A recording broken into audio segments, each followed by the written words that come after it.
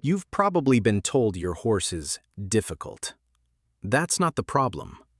The problem is you've been using the same training method on a personality that requires the exact opposite approach. Some horses are bold and confident. Others are anxious wrecks who think a plastic bag is a death sentence.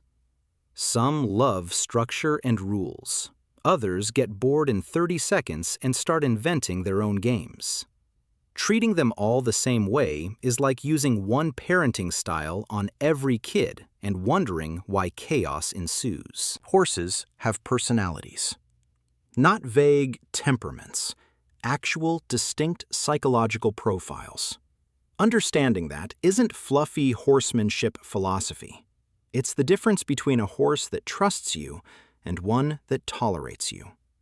Most riders fail because they apply universal methods to individual minds.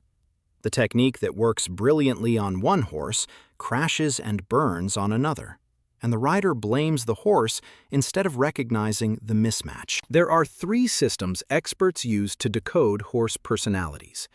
They come from completely different fields: physical observation, natural horsemanship, traditional Chinese medicine, but they converge on the same conclusion. Personality is everything. You don't need expensive tools or decades of experience. You just need to know what to look for. Start with the face. Linda Tellington-Jones developed a system based on physical expression. Not that a face determines personality, but that it reflects how a horse processes the world. Eyes tell you a lot. Larger, more open eyes belong to horses who notice everything and react fast. Smaller, tighter eyes suggest slower processing, but steadier reliability once they understand. Wider set eyes often indicate curiosity and mental flexibility. Closer set eyes suggest methodical, consistent thinking. Shape matters too. Almond-shaped eyes usually mean a reserved horse who needs time to trust. Round, soft eyes typically belong to horses that bond easily. When the white of the eye flashes during stress, that's heightened tension. Time to slow down. Nostrils, muzzle, chin, ears. All of it reflects how a horse handles pressure. Large, flexible nostrils often accompany athleticism. A soft lower lip signals relaxation. A consistently tight mouth signals stress. This system works because it's immediate. You can read a horse within minutes before you ever touch a lead rope. But physical expression only gets you halfway. The second system reads behavior instead of faces. Pat Pirelli's horsality framework measures how horses respond to pressure, movement, and change using 2 axes. First axis, left brain versus right brain. Left brain horses are confident, thinking, deliberate. Right brain horses are reactive, emotional, instinct-driven. Second axis, introvert versus extrovert. Introverts conserve energy and prefer stillness.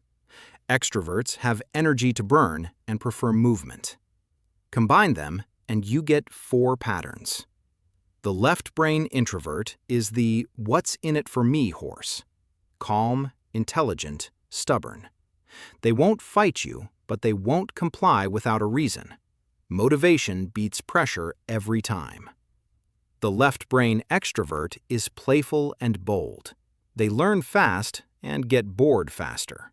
Variety keeps them engaged. The right brain extrovert lives in survival mode.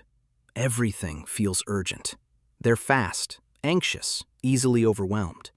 Simplicity and reassurance are critical. The right brain introvert is quiet and withdrawn.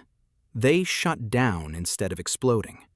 But once trust is built, they give everything. This system is dynamic. You identify personality by watching responses in real situations, not guessing from static traits. Here's how these 2 systems work together. Tellington-Jones gives you the first impression through visual clues. Pirelli confirms it through behavior. One shows you what you're seeing, the other explains why it's happening.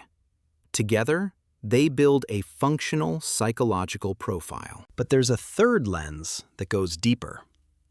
Traditional Chinese medicine views personality through the 5 elements. Each element reflects emotional tendencies, behavioral patterns, and physical predispositions.